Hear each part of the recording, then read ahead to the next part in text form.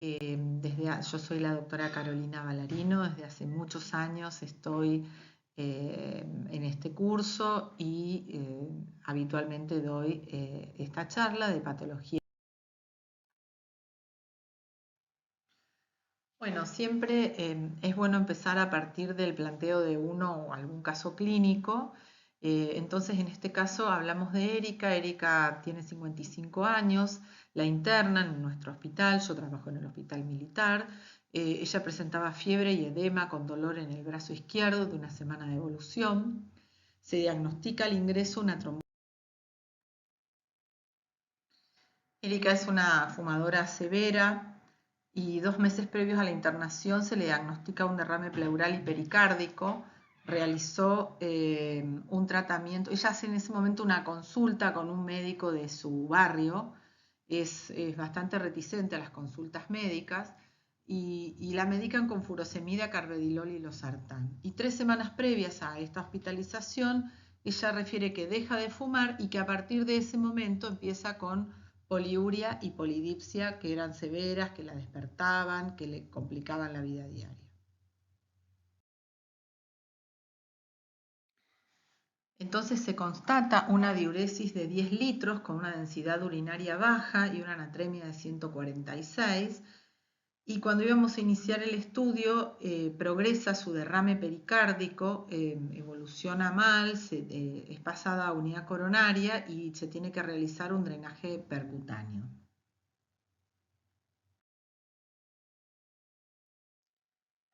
Bueno, por otro lado tenemos la historia de Francisco, de 60 años, que él es una historia diferente porque él viene al consultorio.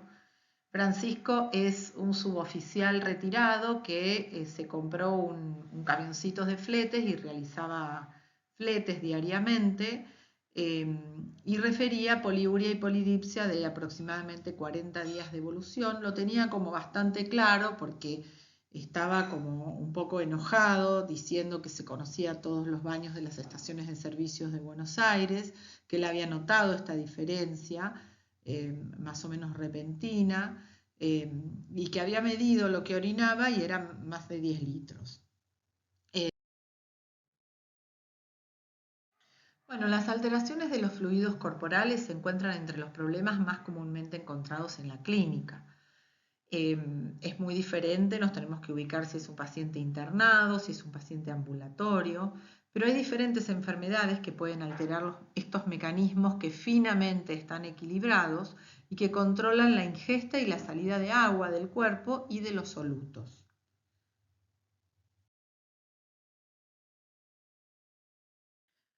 A modo de repaso, vamos a recordar que la neurohipófisis almacena, no produce, almacena dos hormonas que son la vasopresina y la oxitocina, que son sintetizadas en las neuronas magnocelulares de los núcleos supraópticos y paraventriculares del hipotálamo y que se transportan axón abajo para ser almacenadas en las terminales nerviosas de estos axones en la hipófisis posterior y liberadas de acuerdo a diferentes estímulos que vamos a repasar.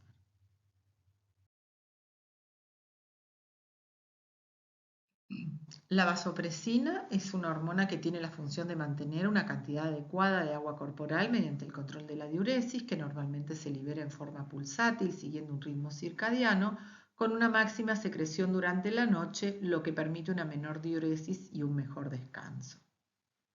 Tiene una acción antidiurética y moduladora de la presión, pero ese efecto antidiurético, que es el más importante, genera la activación de mecanismos de reabsorción de agua en la parte distal de la nefrona mediante el receptor, actúa mediante el receptor B2.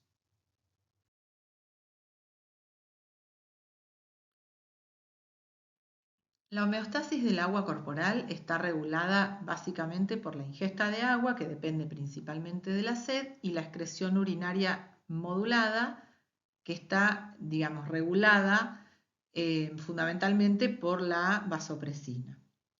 Cuando no hay vasopresina, el túbulo colector es impermeable a la difusión del agua y esto da lugar a una diuresis acuosa o diluida con una osmolaridad urinaria muy baja. Por el contrario, cuando la vasopresina está presente, esa permeabilidad se incrementa considerablemente y el agua es reabsorbida libre de solutos y entonces la orina alcanza osmolaridades superiores a 1000 miliosmoles por kilo. Entonces, la sed es el principal indicador del ingreso de agua y esto está mediado por osmorreceptores hipotalámicos que sintetizan y digamos que mandan el estímulo para la síntesis y secreción de ADH vía axonal hacia la hipófisis posterior.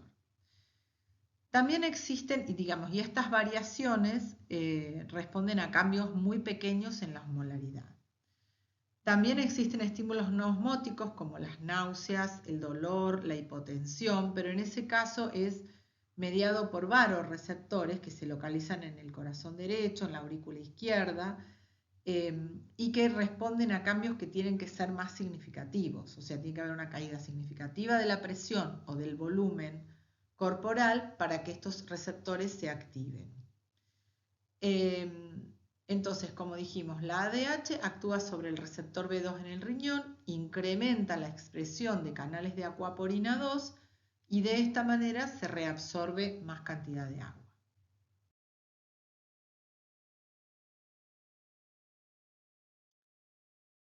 Para entrar ya en la patología, la diabetes insípida es el síndrome resultante de la alteración de la conservación del agua corporal como consecuencia de una deficiencia en la secreción de hormona antidiurética o de una dificultad o resistencia en su acción en el túbulo colector, y se caracteriza por la eliminación de grandes volúmenes de orina diluida, más de 3,5 litros, con una osmolaridad urinaria baja y con presencia de polidipsia.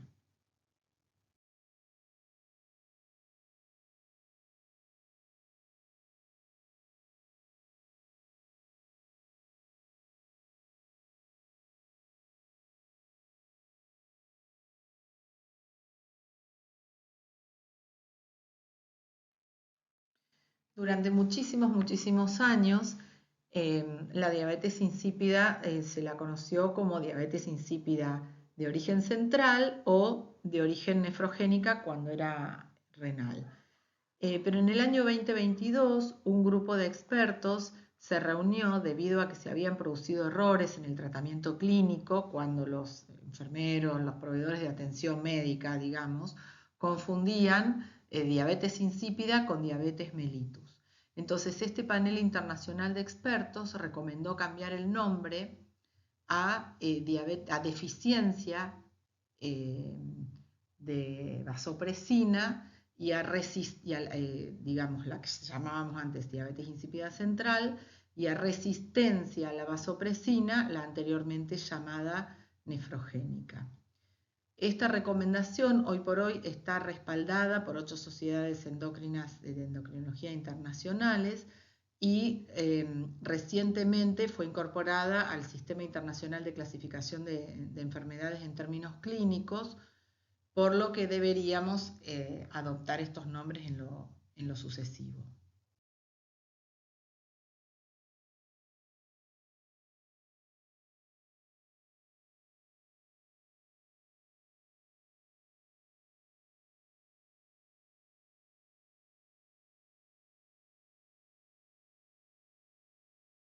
Desde el punto de vista epidemiológico es poco frecuente, se puede presentar a cualquier edad y esto va a depender absolutamente de la etiología, que ya veremos que son muy variables.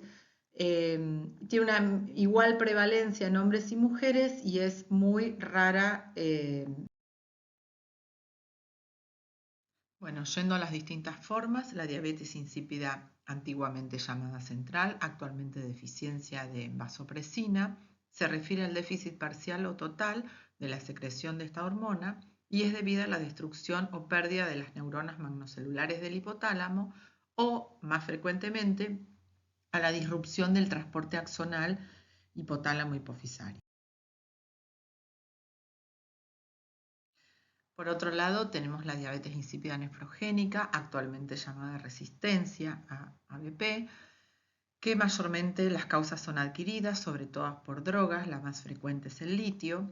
También se puede dar por algunas alteraciones electrolíticas como la hipocalemia o hipercalcemia y, por ejemplo, en el mieloma múltiple.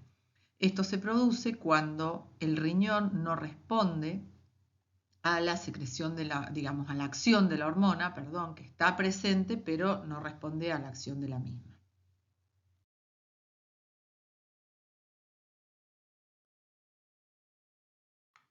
Bueno, es fundamental hacer el diagnóstico diferencial con la diabetes insípida ipsogénica o con que es nada menos que la ingesta excesiva de líquidos que no necesitamos, que habitualmente estos pacientes los toman por costumbre, porque le dijeron que es bueno, así empezaron y continúan tomando excesivas cantidades de líquido.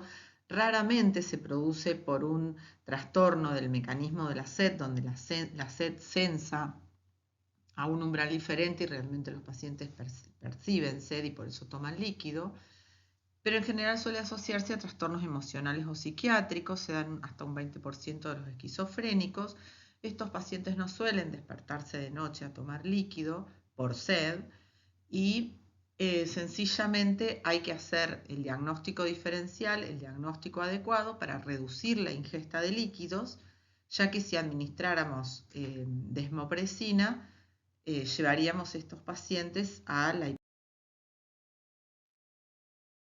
Solo quiero nombrar la diabetes insípida gestacional, que obviamente, como su nombre lo dice, se da en la gestación y se resuelve pocos días después del parto. Es una forma de diabetes insípida central parcial porque hay aumento de los niveles de vasopresinasa placentaria que aumentan la degradación de la vasopresina endógena.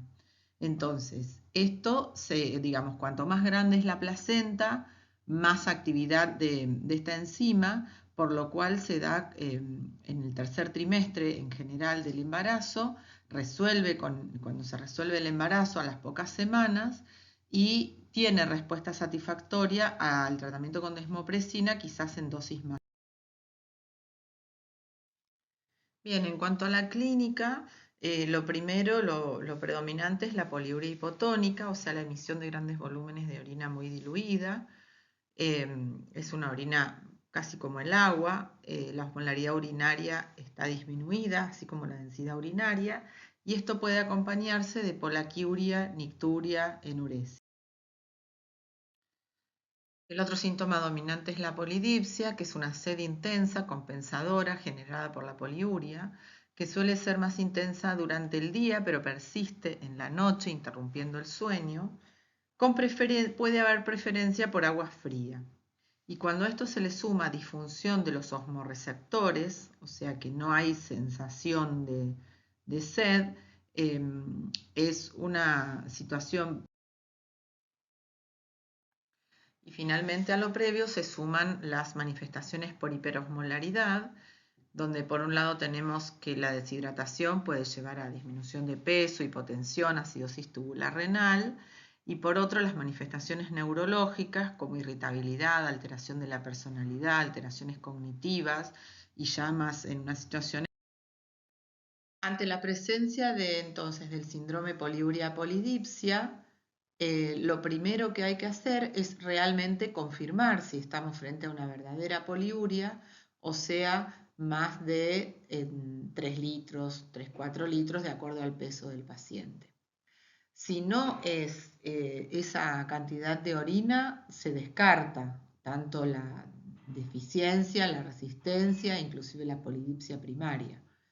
Y se piensa en otras causas que puedan generar síntomas parecidos. Pero si la poliuria se confirma, hay que evaluar la osmolaridad urinaria, eventualmente podríamos evaluar la densidad urinaria, si no contáramos con la osmolaridad, y si esa osmolaridad es baja, hay que hacer una evaluación de sodio. Y si es posible, de osmolaridad plasmática. Si el sodio está normal o bajo, con una osmolaridad plasmática baja, es porque hay una polidipsia primaria. Si el sodio está elevado y no podemos, digamos, hacer otras pruebas o es contundente que está elevado con una osmolaridad plasmática elevada, vamos a sospechar o nos vamos a volcar hacia el diagnóstico de una diabetes insípida, que será por deficiencia o por resistencia. Luego lo confirmaremos. Y si el el sodio es normal, con una osmolaridad plasmática normal, o sea, es una situación indeterminada porque probablemente el paciente puede estar compensando esa situación. Ahora veremos cómo seguimos con el diagnóstico, qué pruebas se pueden hacer.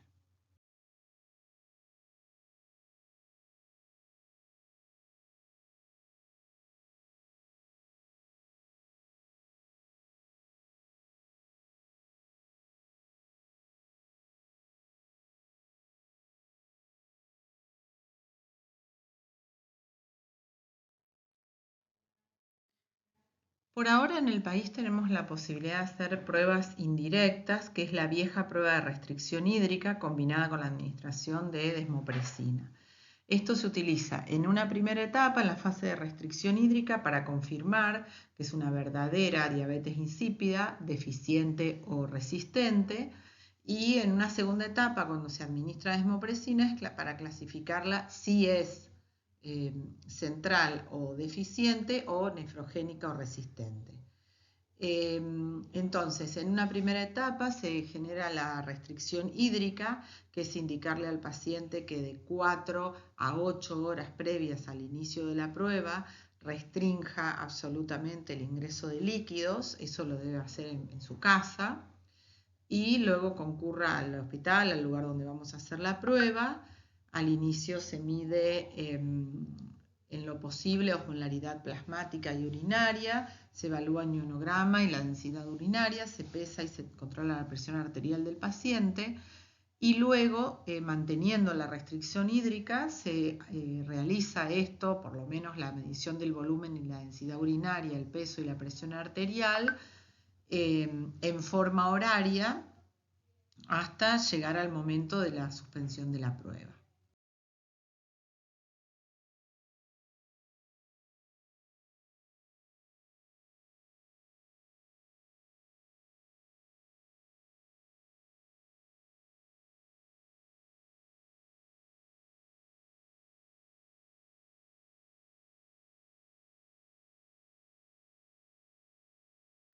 La prueba finaliza cuando se produce una pérdida corporal mayor al 3%, es igual o mayor al 3%, o a veces no llegamos a ese porcentaje, un poquito menos, o cuando hay una sed intolerable o la situación se torna insostenible para el paciente. Cuando la osmolaridad urinaria es mayor a 600, la densidad urinaria mayor a 1020 o queda en un plató de 1010, 1015, y la osmolaridad plasmática por encima de 2,95 o un sodio más de 150. El tema es que muchas veces no contamos con todos estos elementos para tomar la decisión, y la tenemos que tomar con lo que tengamos, o sea, la clínica del paciente y con suerte la densidad urinaria y en todo caso el sodio. Entonces pasamos a la etapa de la administración de desmopresina, y ahí vamos a evaluar a la hora volumen urinario y osmolaridad urinaria para evaluar. La respuesta normal del organismo a la restricción hídrica es la deshidratación y la liberación endógena de vasopresina, digamos, en su máxima capacidad, con lo cual lleva a la disminución del volumen urinario, al aumento de la densidad urinaria y la osmolaridad urinaria, y ante la administración de desmopresina exógena, en presencia de una deficiencia de arginina vasopresina, cuando la forma es severa, la deficiencia es severa, la restricción hídrica no modifica el volumen ni la densidad urinaria y la osmolaridad urinaria permanece baja. Al administrar desmopresina hay un aumento de la osmolaridad urinaria en más de un 50% y una caída del volumen. El problema es cuando las formas son parciales, o sea, algo endógeno queda. Entonces la restricción hídrica genera un discreto aumento de la densidad y de la osmolaridad urinaria, y al administrar ese aumento de la osmolaridad urinaria se da entre un 10 y un 50%, y a veces hay que prolongar la prueba o hacer una interpretación adecuada. En la resistencia a la arginina vasopresina, o sea, en la nefrogénica,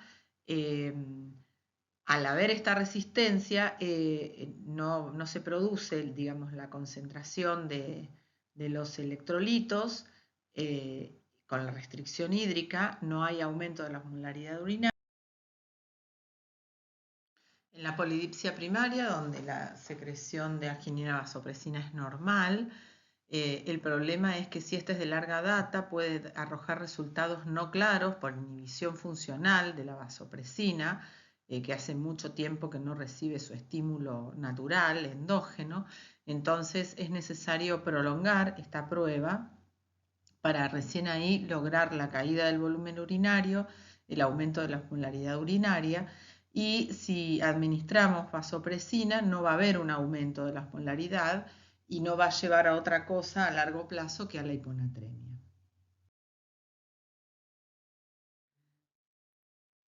Debido a las dificultades para realizar la prueba de restricción hídrica y a la falta, sobre todo a la falta de criterios uniformes para ejecutar e interpretar sus resultados, y esto sumado a la variabilidad en los ensayos inmunistoquímicos para dosar hormona antidiurética, donde no se cuenta con un kit que sea confiable, todo esto llevó a desarrollar el test de copeptina sérica como un determinante de una adecuada o inadecuada respuesta a la arginina vasopresina. La copeptina es el segmento C-terminal del precursor de vasopresina, preprohormona, y es un subrogante de alta estabilidad. Con lo cual, una copeptina plasmática basal menor. La medición de copeptina no se hace en nuestro país hasta el momento, hasta donde tengo conocimientos, pero sí. Debido a las dificultades para realizar la prueba de restricción hídrica y a la falta, sobre todo a la falta de criterios uniformes para ejecutar e interpretar sus resultados, y esto sumado a la variabilidad en los ensayos inmunistoquímicos para dosar hormona antidiurética, donde no se cuenta con un kit que sea confiable, todo esto llevó a desarrollar el test de copeptina sérica como un determinante de una adecuada o inadecuada respuesta a la arginina vasopresina. La copeptina es el segmento C-terminal del precursor de vasopresina, preprohormona, y es un subrogante de alta estabilidad. Con lo cual, una copeptina plasmática basal menor. La medición de copeptina no se hace en nuestro país hasta el momento, hasta donde tengo conocimientos, pero sí me puse en contacto con la gente del IACA en Bahía Blanca, que es a donde se derivan todas las determinaciones de uso poco frecuente, planteé el tema de copeptina y entonces se están evaluando, porque realmente ellos miden ADH, que casi no lo están usando, y podrían potencialmente reemplazarlo por esto. De los estudios de copeptina se vienen haciendo de manera importante en los últimos años, y este estudio que les muestro, publicado en New England Journal of Medicine en el 2018, es uno de los más importantes porque evaluó cómo evaluar copeptina en 11 centros médicos en Suiza, Alemania y Brasil, en pacientes con poliuria hipotónica demostrada, con una diuresis elevada y una osmolaridad urinaria baja, o con diagnóstico confirmado de deficiencia de arginina vasopresina. En este estudio se comparó el test de deprivación acuosa y se les hizo también el test de infusión salina hipertónica con medición de copeptina cuando se lograba un sodio mayor a 150. Se incluyeron 141 pacientes y se evaluó la exactitud diagnóstica global de cada uno de los estudios, o sea, del test de privación de agua por un lado y el test de infusión salina por el otro. Y esto fue evaluado por un comité ciego donde evaluaron la historia clínica, los resultados de los estudios, la respuesta al tratamiento y los niveles de copeptina, todo en mascarilla. De los 144 pacientes, 57% se concluyó que era una polidipsia primaria, 49% una deficiencia de arginina vasopresina y solo un 2% diabetes insípida nefrogénica. La prueba de deprivación acuosa logró el diagnóstico correcto en 108 pacientes. o sea que tuvo una exactitud diagnóstica global del 76%. En cambio, la infusión salina con medición de copeptina tuvo una exactitud diagnóstica mayor, cercana al 96%. Entonces se concluye que la medición directa de copeptina plasmática y la estimulada por solución salina hipertónica tiene una mayor exactitud diagnóstica que la de la prueba de deprivación de agua. Entonces, habiendo conocido las pruebas y siguiendo con el algoritmo diagnóstico, cuando nos situamos en esta situación intermedia en que el sodio es normal, es posible, por ejemplo, y es con lo que contamos en nuestro país, hacer el test de deprivación acuosa. El test de deprivación acuosa, entonces, como vimos, puede dar un aumento de la osmolaridad urinaria y llegar a la conclusión que estamos frente a una polidipsia primaria, o puede, digamos, no concentrar la orina y en ese caso necesitamos pasar a la segunda parte de la prueba, que es la administración de desmopresina. Cuando se administra desmopresina, puede haber una caída mayor al 50% en el volumen urinario con y entonces ahí llegamos a la conclusión de que es una deficiencia de ABP. O puede no responder y sería una resistencia, ¿sí? Pero bueno, también podríamos contar con la posibilidad de medir una copeptina basal, que sería mucho más sencillo, y en ese caso, si tenemos una copeptina mayor a 21.4, decimos que es una de diabetes insípida, una resistencia, digamos parcial o completa. Si hay una copeptina baja, menor a 2.6, sería una diabetes insípida central o una deficiencia. Y cuando está en los puntos intermedios, habría que realizar la prueba de infusión salina hipertónica, el test de infusión salina hipertónico, para medir la copeptina, y cuando vemos que es mayor a 1.4 sería una polidipsia primaria, y cuando ahí no, así, digamos, generando la hipernatremia, no aumenta la copeptina, sería una deficiencia de hormona antidiurética. Y de última, se puede hacer una prueba terapéutica, digamos, con desmopresina, que no es lo ideal, pero también se puede optar por eso, y cuando, digamos, no hay cambios en los síntomas, podría ser una resistencia parcial. Cuando mejora los síntomas, o sea, la poliuria, la polidipsia, sería una deficiencia parcial, y en ese caso está bien medicado. Y cuando disminuye, podría ser una polidipsia primaria.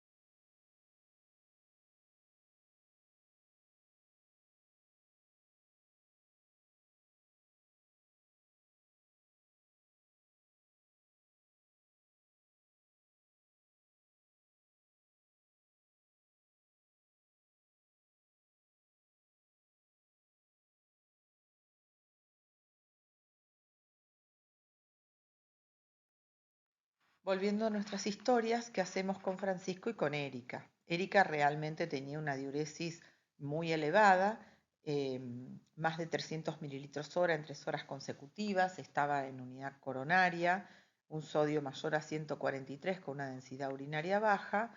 Entonces a Erika decidimos medicarla, asumir el diagnóstico como tal y empezar a evaluar la posible causa. Francisco es diferente porque él vino en forma ambulatoria, y si bien tenía una diuresis importante, estaba en condiciones de hacer la prueba y en una situación intermedia porque no tenía un sodio que nos pusiera en una situación clara. Entonces le hicimos la prueba de restricción hídrica. Fíjense que los volúmenes urinarios se mantienen elevados, la densidad urinaria siempre se mantiene baja, y cuando le administramos desmopresina, porque habiendo transcurrido un tiempo suficiente, 4 horas, la situación permanecía igual, mejor.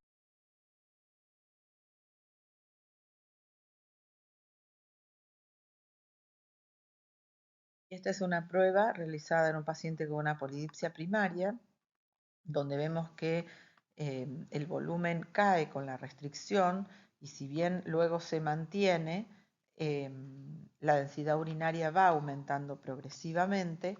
Es una prueba que la tuvimos que prolongar un poco más, 5 horas, a veces hay que prolongar las 6 horas para poner bien en evidencia, digamos, la verdadera caída del volumen urinario hasta que el paciente llega a un momento que no orina más y la densidad urinaria aumenta considerablemente.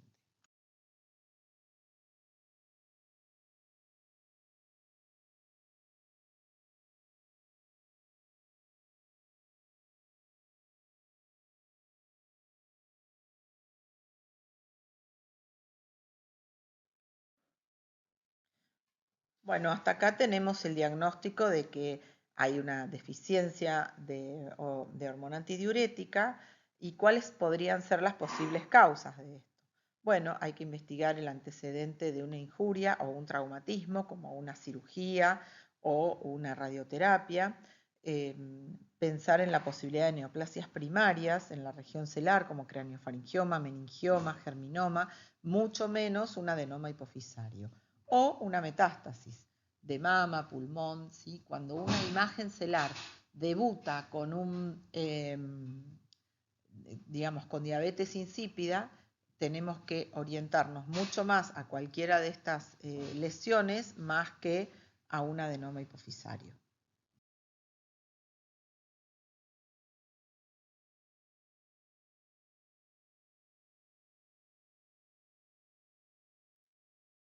Siguiendo con las causas hereditarias son muy, muy poco frecuentes en diabetes insípida. Por lejos las causas adquiridas son las más frecuentes y dentro de estas las infiltrativas, como la histiocytosis, la sarcoidosis son posibles y las autoinmunes en el último tiempo no es que vienen ganando terreno por frecuencia, sino que se las piensa más, se las diagnostica más y son, digamos, gran parte de las causas que antes quedaban como idiopáticas. La infundible. En cuanto a los patrones y a la prevalencia de la poliuria en los posoperatorios, la presencia de diabetes insípida en las series quirúrgicas es muy variable, lo que está reportado. Hay un estudio retrospectivo viejo de 1571 pacientes por cirugía transeptofenoidal, por adenomas hipofisarios, donde la poliuria de reciente comienzo fue del 45%, la diabetes insípida transitoria del 31%, pero las formas trifásicas, que es lo que uno habitualmente estudiaba, es muy poco frecuente. Entonces, la diabetes insípida se correlaciona con la manipulación del tallo y de la hipófisis posterior, y cuanto más agresiva es la resección, es más probable que exista una diabetes insípida. Por otro lado, es importante el concepto de decirle a los pacientes que tomen una cantidad. Y hablando de posquirúrgicos, solo a título informativo, hay una forma rara, por suerte, que es la diabetes insípida central adípsica, que es cuando la deficiencia de ABP se le suma la falta de sed en respuesta a la hipernatremia por daño en los osmorreceptores hipotalámicos. Esto es en cirugías muy extensas, muy agresivas, y hay permanentemente una inadecuada compensación del ingreso de agua.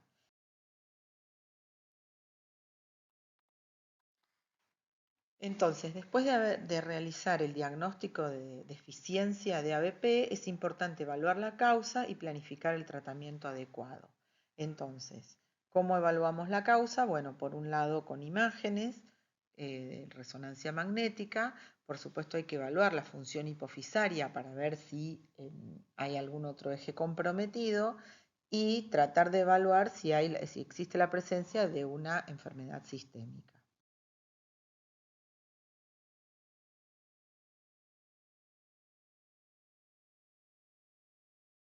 Con respecto a las imágenes, la resonancia magnética nuclear de región celular y supracelular con Ising gadolinio nos puede aportar mucha información con respecto a la presencia de imágenes tumorales o granulomatosas.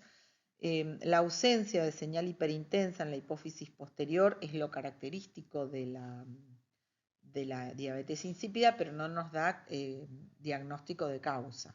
Pero sí podemos ver el engrosamiento de tallo que está muchas veces presente en las hipofisitis.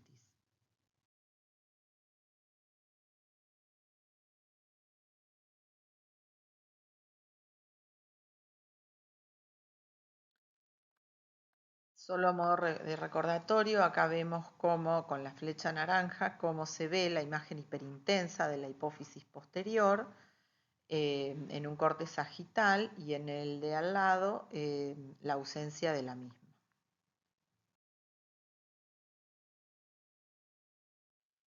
Como dije antes, es muy importante evaluar el tallo hipofisario frente a este diagnóstico, solo para recordar que el tallo a nivel, en su inserción en el quiasma óptico, normalmente mide aproximadamente 3 milímetros y 2 milímetros en la inserción hipofisaria. Y por ahí el corte sagital es el mejor corte para evaluar esto, no este coronal. Acá sí vemos en un corte sagital claramente cómo se ve el engrosamiento del tallo. Regresemos a las historias, pero además evaluamos el compromiso del resto de su hipófisis, donde vimos gonadotrofinas decapitadas, con una hiperprolactinemia leve y el resto de las hormonas normales. En las imágenes se veía claramente un tallo engrosado que se podía evidenciar tanto en el corte coronal como en el corte sagital, y no se visualizaba la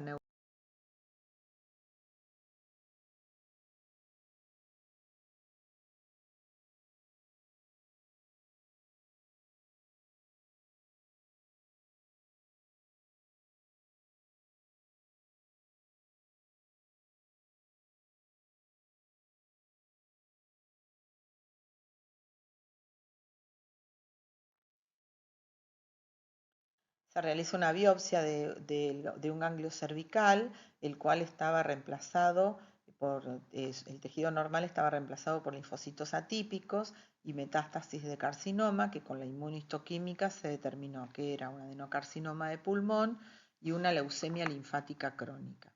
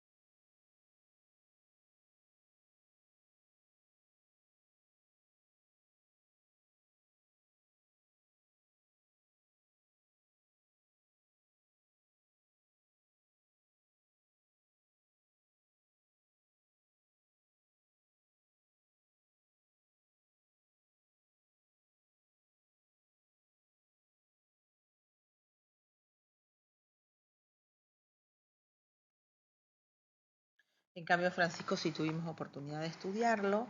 Él se hizo una evaluación del resto de su función hipofisaria, que fue totalmente normal, y se le pidieron estudios para evaluar enfermedades sistémicas, como se hizo una PPD que fue negativa, ECA sérica normal, eritro normal, anticuerpos tiroideos, ANA y ANCA negativos, se hizo una radiografía y un centellograma, una radiografía de tórax, un centellograma óseo que fueron normales, y el seguimiento, por supuesto, la imagen de resonancia.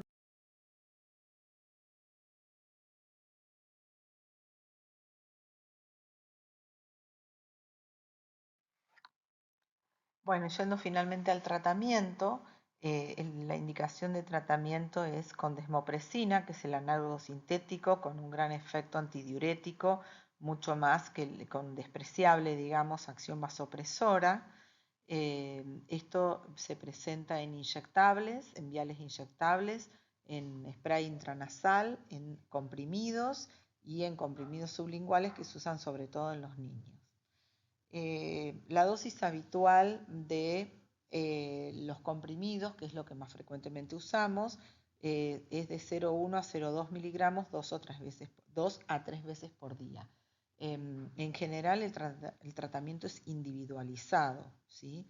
Se debe realizar la titulación, siempre iniciando con dosis bajas y progresivas, iniciando con una dosis nocturna, ya que el primer objetivo es que el paciente pueda descansar, y luego ir aumentando. Es una medicación que no se indica de manera reglada, una cada 8 horas, sino que el paciente debe leer cuándo se fue el efecto de la medicación anterior, de la toma anterior, y ahí volver a tomarla.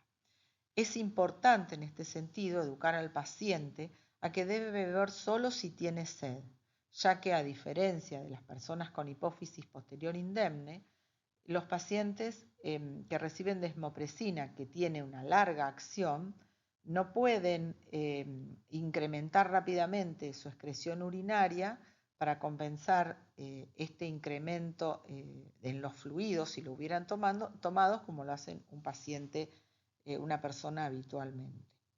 Entonces, en ese sentido, es de buena práctica indicar la suspensión de una dosis semanal para desembarazarse de alguna manera de todo el exceso de líquido que se pudo ir acumulando.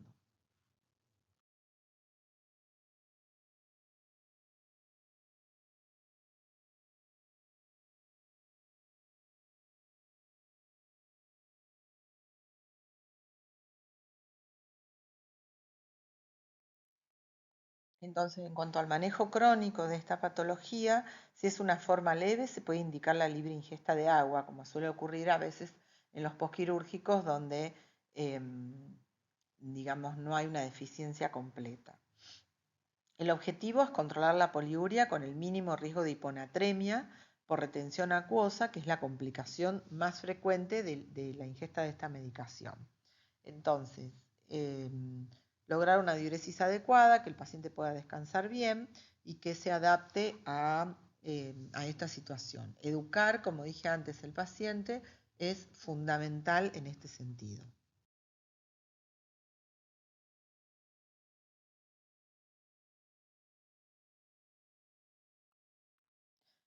Cuando estamos frente a un paciente en un postquirúrgico inmediato, siempre tenemos que pensar en la probable recuperación espontánea, ya que la mayoría de las diabetes insípidas son transitorias.